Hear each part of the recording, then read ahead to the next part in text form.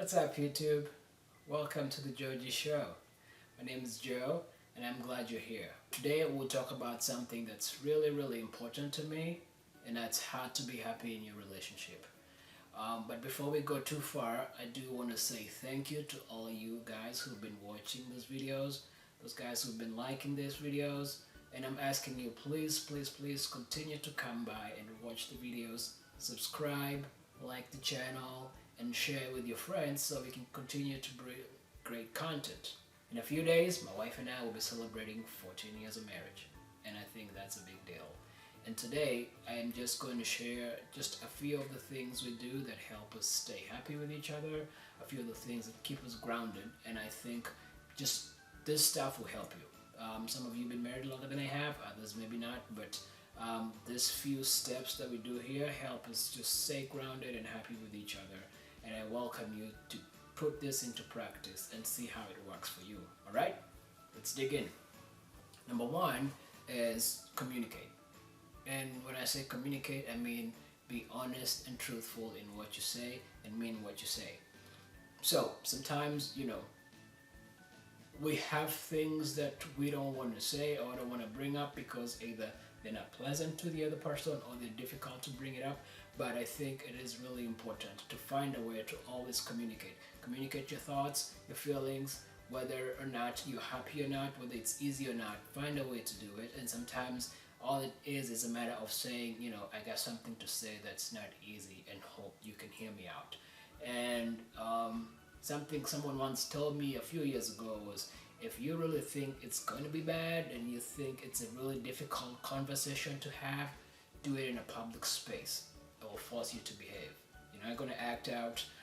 If you're in a restaurant and you're having a conversation, you will be forced to find a way to be polite and decent about it, and not, if you're at a house, you might decide to fight and be loud and whatever it is. But if you do it outside, I think you can find a way to communicate with some decency. And when the other person's speaking, listen to them to hear them and not to wait for your space to respond. And then the second one is develop realistic expectations. Just realize that we're all different and we all have different things we like, different ways we prefer to do things, and recognize that people want to do things differently and work with that. So, for example, sometimes the way I would prefer something be done may not necessarily be the way she likes it, or vice versa. But I will not require her to do it for me my way all the time, or require her to make a sacrifice, or me vice versa. But instead, if you're realistic with how you approach things, sometimes you just realize that the other person will be different and you can work with it. And when you start requiring or maybe trying to force something to go one way and not the other, it starts to become a burden. It starts to create resentment. You start to resent the other person and not like them. And even though you're not going to say something, in your heart and in your mind, it bothers you, and that just starts chipping away at your joy and your happiness. And over time, it just results in a negative experience. Be present. Be in the present. Don't always go back to what it used to be and want to live in that life.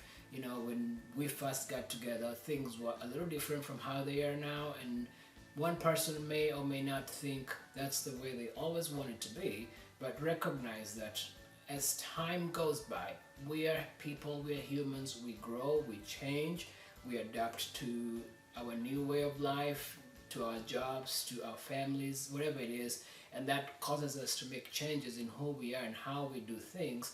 And if you recognize that and if you work with it, then you can always be present and you can always find a way to work with it.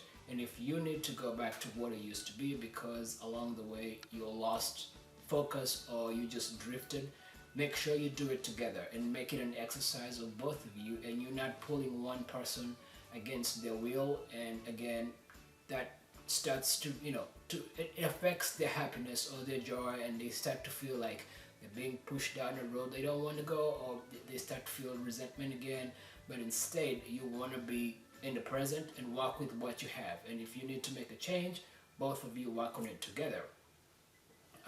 Spend time together, that's a big one. And what I mean by that is find activities that you can do together, whether it's going out on dates, to a movie, or to a music concert, or whatever it is, or some activities that don't even cost money, go on a hike, go on a bike ride, go to the beach, but do things together that keep you pulled together and help you just to be in that space, in that moment together, and enjoy what actually brought you together in the first place. And I think just by doing that and finding it that you're doing it deliberately and not just being in the same room but on a different phone, each one of you, or just being in the same room watching a movie and not talking, it kind of helps you create those memories that you can always refer back to and enjoy and realize that over time, these things you can talk about. And also you can talk to other people who are coming up and you can tell them this is what we've done, this has worked and this has not worked. Then the next one, which is the flip side of that, is be a part. Find things that you do separately on your own, because again, we're different and we do things differently and we have different interests, and it's not always going to be that exactly same things I like she would like and vice versa, but we have different stuff. I like to run, I like to jog, I like to bike, she not so much. So I'm not going to expect her to come with me every time. And for her, she likes to go shopping, and sometimes she likes to go to specific restaurants or whatever it is.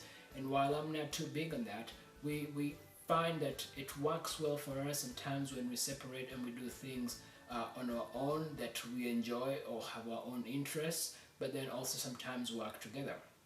Same thing with friends. I have some friends who we may not necessarily hang out together, all of us. I have friends that I just hang out with by myself, with me and my guys, and she and her girls. And then sometimes we hang out with couples, whatever it is. But the idea here is find things that, like I said previously, that you can do together, and then some more things that you can do by yourself, and it helps you develop a full-rounded person, not just somebody who is always either with the same person and just going over the same emotions of we're doing the same thing over and over and over again that they like and I don't really care for, or whatever it is. I'm rambling there. Anyway, be vulnerable. That's another one. So let your person know that sometimes you don't have it always together, that you need help. You need them to help you overcome a challenge, or you're struggling with something, whether it's physically or mentally or whatever it is, but that you need them to help you and let them see you in that vulnerable state. And when you just pull the covers back and be fully honest in that spot, it removes a burden that you're carrying, that you're trying to create a facade of some sort. But if you don't have that, you'll feel less burdened, you'll feel less struggling, and instead you'll feel more happy and in the place and appreciated and supported. The next one is work at your relationship. And what I mean by that is realize that if you do not put in the work, someone else will try. And I'm not saying that everybody is always out there trying to steal your person or your partner, or that because someone else pays them attention that they will leave. But what it means is when someone else gives more attention to your spouse than you do, they won't leave you. They will not, perhaps they're not even trying to leave, or they don't appreciate it or whatever it is, but subconsciously, and this is what I always say, is someone starts to notice that how comes everybody else notices, my new nice dress or my new haircut or whatever it is, but you do not, and they start to think about that thing, and what it does is it steals their joy, and they expect you to see it, and you do not, and they feel some type of way about it, and it starts to build that resentment. And like I said, in the very first step, they should communicate. But if they do not, it just starts again to erode your whole relationship and the joy that you have, and that's just like how it starts to crumble, and you do not want that.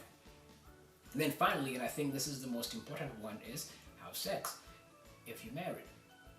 And to me, I find that by regularly having sex with somebody, it helps you connect more physically, enjoy each other's presence, each other's bodies, and have that fun that way.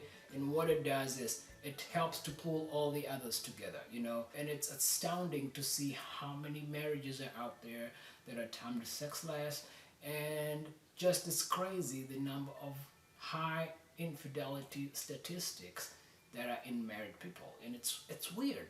Why are you married and not doing it at home but going out there and doing it? I don't get it. Stay home and do it, and do it all the time. Have fun with it, and what it's going to do is it will pull you much more together. It will help you have much more fun, and you'll be much more happier in your relationship. Anyway, that's the end for this week, and I do want to say thank you once again for all you guys who continue to watch. Please subscribe and like the channel, share with your friends, and be on the lookout for the next video.